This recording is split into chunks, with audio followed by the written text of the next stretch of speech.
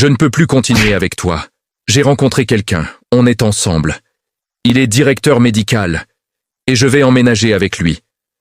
Les mots claquent comme une gifle. Emeka reste plantée là, la bouche entr'ouverte, le souffle coupé. Dans sa tête, tout défile en un éclair. C'était un soir de pluie à Mushin. Chidinma était venu au garage après les cours, trempé jusqu'aux os. Il lui avait donné sa vieille veste kaki, imprégnée d'huile de moteur. Elle avait ri. « Tu sens toujours le cambouis, mais c'est mon odeur préférée. » Il l'avait serré contre lui, sous l'auvent qui fuyait, et elle avait murmuré contre son cou. « Un jour, on aura une maison où il ne pleut jamais à l'intérieur. » Il avait embrassé ses cheveux mouillés et répondu « Promis, je te le jure sur la tombe de mon père. » Maintenant, elle le regarde à peine. Ses yeux glissent déjà vers l'homme en costume qui attend, main dans les poches, comme si Emeka n'était qu'un détail à effacer. « Tu plaisantes, après tout ce que j'ai fait pour toi ?» murmure-t-il, la voix brisée. Mais elle ne plaisante pas. Elle tourne les talons, et dans le silence qui suit, un autre souvenir explose. Le jour où il lui avait offert son premier stéthoscope. Il avait économisé 6 mois pour ça. Il l'avait emballé dans du papier journal et attaché avec une ficelle. Elle avait ouvert le paquet, les larmes aux yeux, et l'avait serré contre sa poitrine. « Emeka, tu es fou. Comment tu as pu ?» Il avait haussé les épaules en souriant. « Parce que quand tu seras médecin, je pourrai dire à tout le monde, c'est ma femme qui sauve des vies. » Elle qu'avait embrassé si fort que s'il avait senti son cœur cogner contre le sien. Aujourd'hui, elle le remercie comme on remercie un employé. « Merci pour tout ce que tu as fait, vraiment. » Puis elle s'en va. Emeka reste seul devant la table en plastique. Le jollof rice a refroidi. La bouteille de vin bon marché est toujours fermée. Dans sa poche, la bague en acier pèse comme une pierre. Le soir où ils avaient fait l'amour pour la première fois, dans la petite chambre derrière le garage. Il y avait un matelas fin posé à même le sol, une ampoule nue qui pendait. Elle avait ri nerveusement, puis elle avait posé sa main sur sa joue. « Je t'aime, Emeka, pas pour ce que tu as, mais pour qui tu es. » Il avait cru que c'était vrai. Il avait cru que c'était pour toujours. Maintenant, il pleure sans bruit, adossé à la porte du garage, tandis que la nuit avale tout. Les jours suivants sont un brouillard. Il ne travaille plus. Rideau baissé, téléphone éteint. Il sort parfois, erre dans les ruelles, tête basse. Chaque coin de rue le ramène à elle. Il marchait, main dans la main sur le pont de Third Mainland. Le soleil se couchait sur la lagune. Elle avait posé sa tête sur son épaule. « Regarde comme c'est beau. Un jour, on aura une voiture. On viendra ici tous les soirs juste pour regarder le coucher de soleil. » Il avait répondu « Et on emmènera nos enfants. 2. Un garçon et une fille, comme toi et moi. » Elle avait souri, les yeux brillants. Oui, exactement comme nous. Aujourd'hui, il marche seul. Les passants le contournent. Même les voisins n'osent plus le saluer. Le garage ferme. Les outils sont saisis. Il dort sur des bancs, mange ce qu'on lui donne. Ses mains, qui réparèrent des moteurs, tiennent maintenant des sachets d'eau sale. Un matin, une voix le sort de sa torpeur.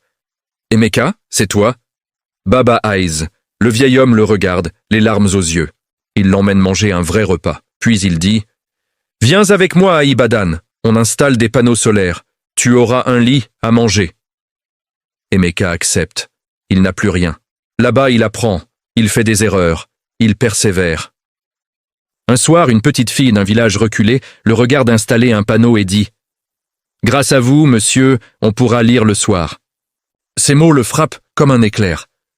Il pense à Chidinma, à toutes les nuits où elle étudiait à la lampe de poche parce qu'il n'y avait pas d'électricité. Il était rentré tard, épuisé. Elle étudiait sur la table bancale. Il avait posé une lampe de poche neuve devant elle. « Que tu n'abîmes plus tes yeux. » Elle avait levé la tête, souri. « Tu penses toujours à tout. » Puis elle s'était levée, l'avait enlacé et avait murmuré « Je t'aime tellement, Emeka, tellement. » Maintenant, il pleure en silence dans le noir de sa petite chambre à Ibadan. Pas de colère. Juste une tristesse immense, douce, amère. Des années passent. Il devient chef de chantier. Il électrifie des dispensaires, des écoles. Il forme des jeunes. Il vit simplement, mais dignement. Une invitation arrive. Conférence à Lagos. Il hésite. Puis il accepte. Dans un couloir, il voit l'affiche. Clinique d'Awoyaya. Directrice, Dr Chidinma Eze. Il reste figé. Le nom résonne en lui comme un vieux refrain douloureux. Le jour où elle avait obtenu son diplôme de médecine.